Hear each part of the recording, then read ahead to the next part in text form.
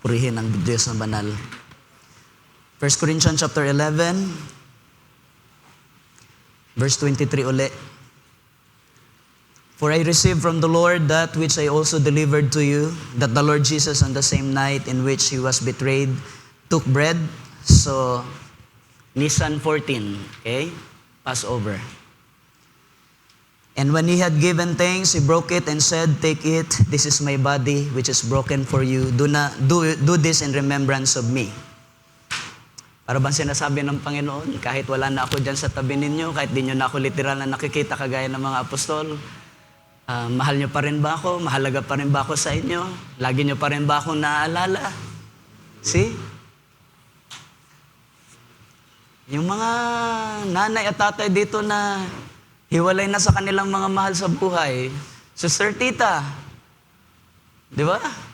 Kapag tinitignan ang picture ng kanyang minamahal na asawa, pag naalala yung mga nakatilipas, kahit gaano kadaming pagkukulang, hindi na maaalis yung pagmamahalan na yun eh. Yung mga mahal nating mga nanay at tatay na kinuha na ng Panginoon, lagi pa rin natin silang naalala. Hindi dahil sa nagpamana sila ng kayamanan, pero dahil sa pagmamahal, dahil sa tipan na nilagay ng Diyos sa puso ng bawat isa sa atin. Kaya nananabik tayo, di ba, na isang araw, sa araw ng rapture, muli natin silang mayayakap, makakausap. Ako, mahal na mahal ko ang tatay ko, nanay ko. How I wish nang pinalagoan na ng Panginoon sa pananampalataya, inaabutan ko pa yung tatay ko.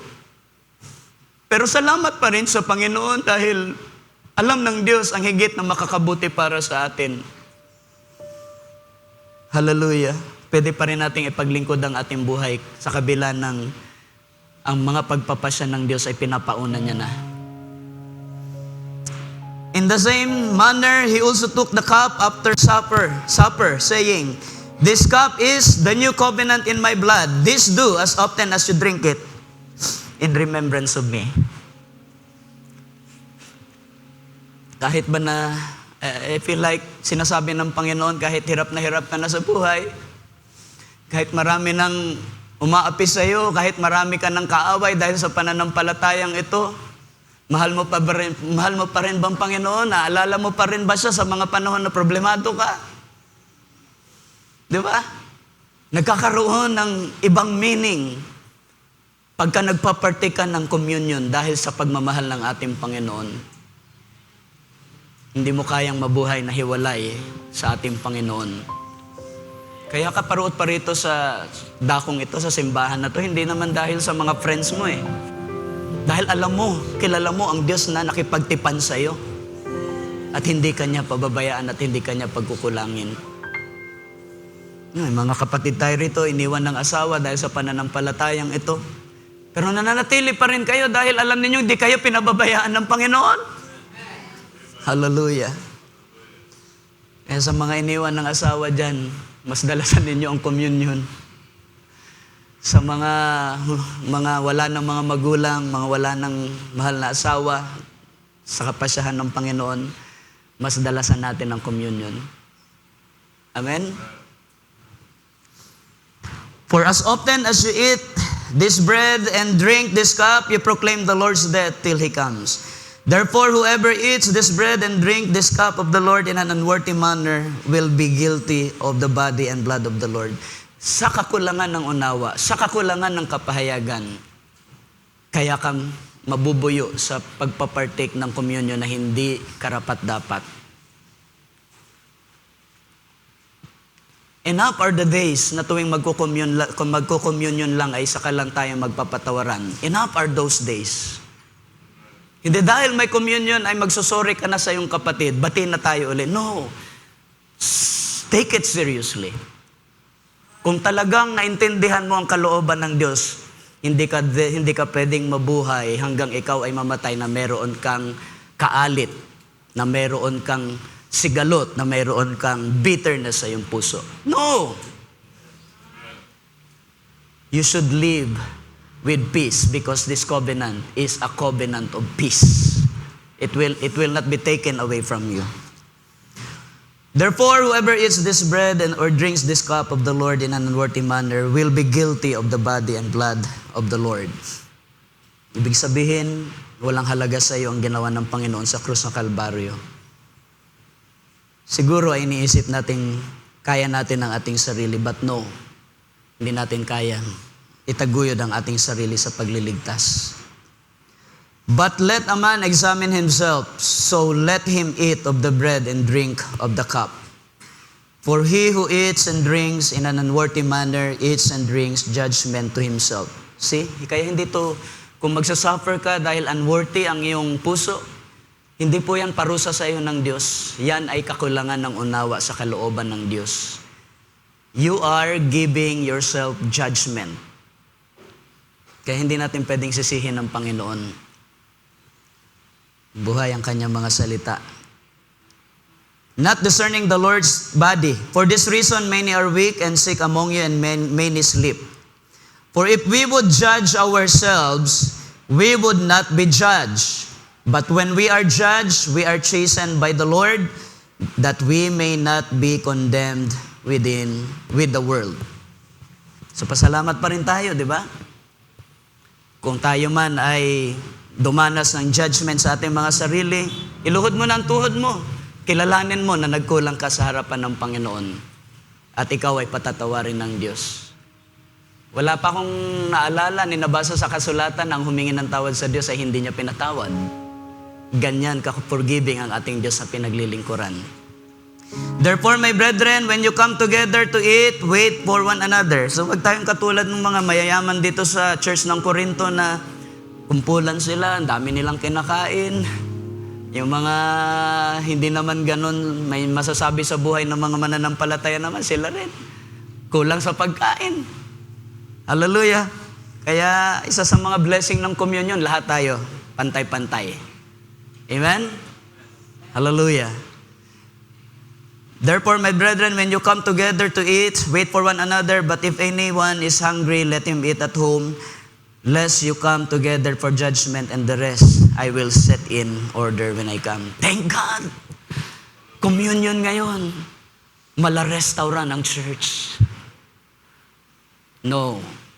Hindi po tuwing araw ng communion ay isipin nating restaurant ang church. Hindi po. Kung ikaw ay nagugutom, hindi po tamang lugar ang communion para magpakabusog ka. Pero tamang lugar ang communion para i-recommit mo ang buhay mo sa Panginoon upang pag-alabin mo ang puso mo sa pag-ibig ng Diyos na buhay. Kung nagkukulang ka na, panahon para magkaroon ka ng recovenant sa ating Panginoon. Amen? Hallelujah. And the rest, I will set in order when I come. Purihin ng Diyos, nais kong i-request ang ating mga deacons para idulog sa panalangin ng ating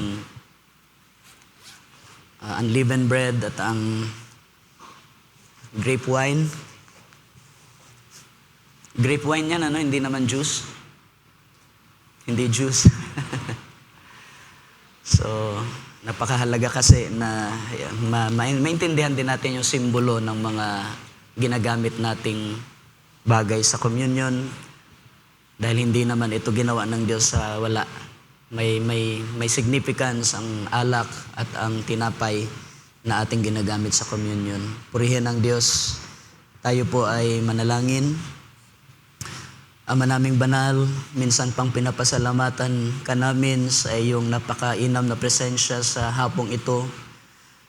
Ang gabi na ang aming Panginoon ay nagdaos ng komunyon para sa mga alagad. Hallelujah. At ipinahayag mo, Panginoong Diyos, ang mga mahalagang mga bagay sa mga alagad, kahit man ang pagkahayag ng son of perdition na kinatawanan ni Judas, Panginoon, ay iyong ipinahayag kay Juan sa mga alagad, O Diyos, binigyan mo sila ng kapahayagan, binigyan mo sila ng tanda to discern kung sino yaong pagsasawsawan niya ng tinapay at susubuan na magbe-betray sa Kanya. Panginoon, ganon mo kamahal ang mga nagmamahal sa iyong salita. Kaya naman sa oras na ito, O Diyos, even the bread and the wine, these literal things might be literal, symbolic, Panginoon, but this serves as power to those who believe, to cast down every work of Satan, to cast down every work of the enemy, Panginoong Diyos.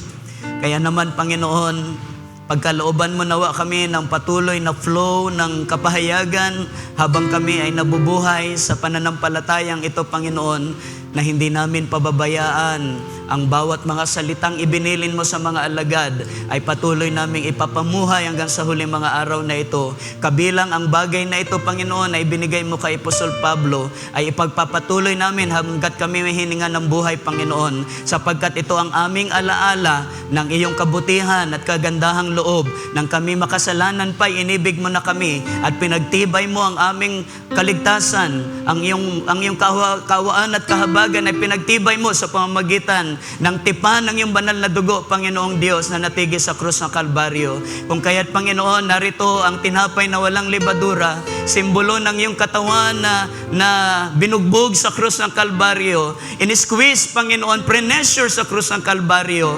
Ito'y simbolo ng iyong katawan, Panginoon, na ngayon ay parang tinapay na pinaghati-hati, na sino mang makabahagi ng tinapay na ito, hallelujah, ay tatanggap ng kagalingan. Sino mang makabahagi ng tinapay na ito ay tatanggap ng kapayapaan. Sino mang makabahagi ng tinapay na ito ay tatanggap ng walang singtulad na mga paggawa at pagkilos ng iyong Espiritu, Panginoon, sa aming panahon. Sino mang tatanggap at makikibahagi ng tinapay na ito, Panginoong Diyos, ay magtataglay ng kagalakang hindi na maaalis pa sa Kanya kahit anong mangyaring alarma, anumang mga sakunang mangyari sa aming panahon.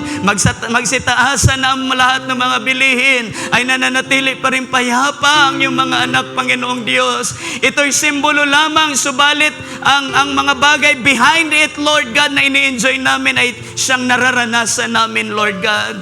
Kaya't pagpalain mo, Panginoon, hindi lamang ang tinapay na walang libadura na pinagpira-piraso, Panginoong Diyos, simbolo ng iyong katawan, maging ang mga magpapartake nito, Panginoong Diyos, hayaan mong ito ay maging kapangyarihan sa kanila. Since this unleavened bread represent the word na madidivide, mababahabahagi sa aming mga puso't kaluluwa, let every word of truth become power to them who believe. Hallelujah. Kung kaya't, Lord God, sinasampalataya na namin, Panginoon, these are not just symbols, Lord.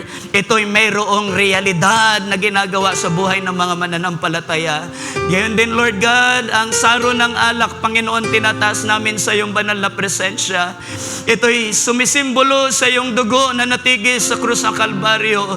Sumisimbolo ng iyong dalisay at malinis na dugo, Panginoong Diyos. Ng banal na dugo na nagpatutuo, nagpatibay na ang iyong mga pangako na iyong pinagkaloob sa iyong iglesia ay katotohanan. Na hindi dapat kami mawalan ng pag-asa. Hindi kami dapat manlupaypay habang naghihintay sa malapit ng pagparito mo, Panginoon. Dahil ang tanda na kami ay mararapture ay ang dugo na natigis sa krus ng Kalbaryo. Ito ang naging kalayaan namin sa mga gapos ng dyablo. Ito ang naging kalayaan namin sa mga kasalanan at mga karumihan.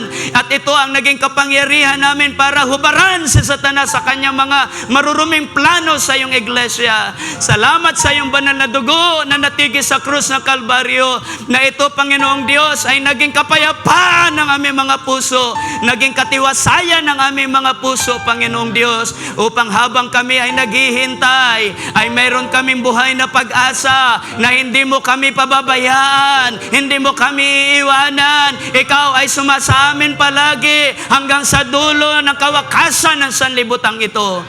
Thy blood has confirmed that covenant, O God. Kung kaya't, Lord, ang bawat mga makakabahagi, makakainom ng dugong ito, ay hayaan mong tumanggap din ng pagpapalang ito. At habang pinapartake namin ng mga simbolong ito, hayaang mangyari ang sinabi ng kasulatan that we should proclaim today the death of our Lord Jesus Christ till He comes. Panginoon, maraming salamat sa oras na ito. We feel so intimately in love with your presence, with thy word, O God. Salamat, Panginoon, sa atmosphere na binibigay mo sa oras na ito. We feel like ngayon lamang kami na in love at ito'y tunay na pag-ibig na nagmumula sa iyo. Purihin ka at sambahin, Panginoon. Alisin mo nawa ang mga pagkakasala. Linisin mo kami sa lahat ng mga karumihan. Hayaan mong maging karapat-dapat kami na mag-partake sa communion na ito, Panginoong Diyos. Nawa, Panginoon, kung meron mang nakakadama ng guilt sa kanyang puso, Lord, alam kong ikaw ay malalapitan. Daglian mong papawiin ang mga pusong nagpapakumbaba sa oras na ito. Kung ngayon lamang namin naintindihan ang kahalagahan ng mga bagay na ito, patawarin niyo po kami, Panginoon, but allow us to partake with your unleavened bread and with your wine, O God. At buhat sa araw na ito'y tulungan niyo po kaming buong sikap na ipamuhay ang iyong kalooban. We give you glory, Lord. We give you thanks. This is our prayer with thanks and with love for you in the name of the Lord Jesus Christ. Everyone says amen. Palakpakan natin ang ating Panginoon. Praise the Lord. So, alam na natin ang kaayusan sa ating communion, mga kapatid. Kaya ang ating mga deacons po ay nire-request natin na i-assist ang ating mga kapatid. Gusto ko munang umawit Fountain Open bago ko ibigay sa ating mahal na MC. Hallelujah. I know may mga songs na inihanda, but help me to offer this song to the lover of our soul. Hallelujah. So, sa chorus muna.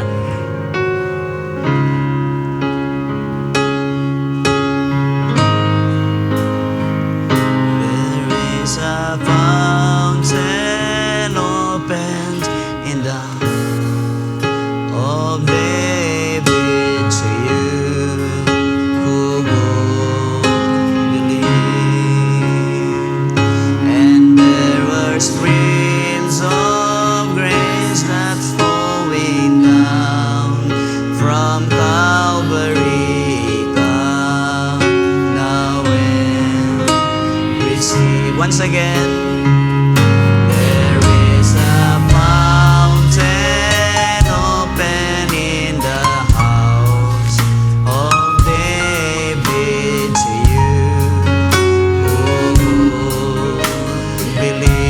Hallelujah. And there are streams of grace that's flowing down from Calvary. Come now and receive. Hallelujah.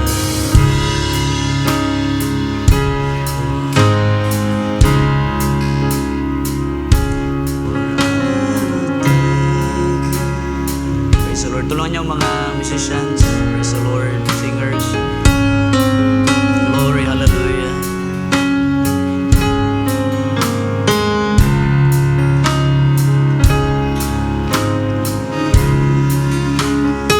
Praise the Lord. Chorus na lang. Sorry, hindi ko maalala ang tempo ng stanza.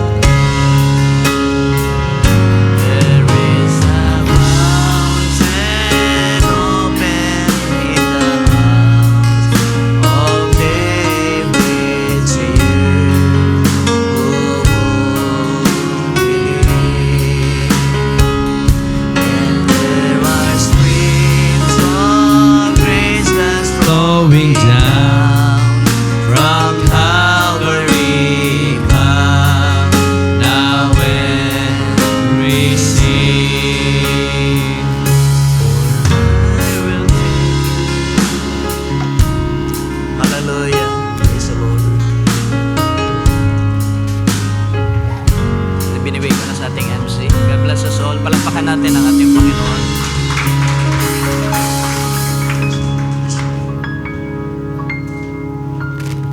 Purihin ang Panginoon at inaanyayan ko po ang mga aawit para sa mga communion songs. And then mag-partake na lang po tayo ng ating communion.